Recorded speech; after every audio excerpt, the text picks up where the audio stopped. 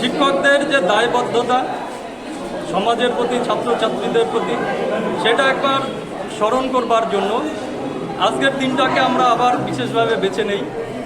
আমরা অভিভাবক, শিক্ষক এবং সমাজের যারা শিক্ষার সঙ্গে যুক্ত সমস্ত মানুষদের কাছে এই বার্তাটাই ছড়িয়ে দিতে চাই যে সর্বপল্লী রাধাকৃষ্ণন যেরকম মনে করতেন যে শিক্ষার প্রসার মানুষের সমাজ জীবনের যে পরিবর্তন ঘটাবে, সেই শিক্ষার প্রসারের মধ্যে দিয়েই আমাদের আগামী প্রজন্ম গড়ে উঠুক।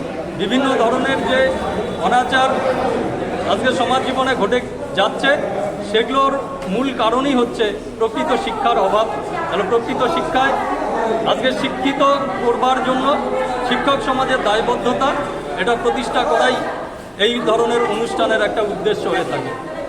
ছাত্রছাত্রীদের উদ্দেশ্যে একটাই বার্তা দেব, ওরা জীবনে সফল হোক, মানবতা বোধ শিখুক, জীবনের মূল্যবোধ শিখুক এবং নীতি শিক্ষাটুকু ওরা পাক, নৈতিক শিক্ষায় শিক্ষিত হয়ে উঠুক।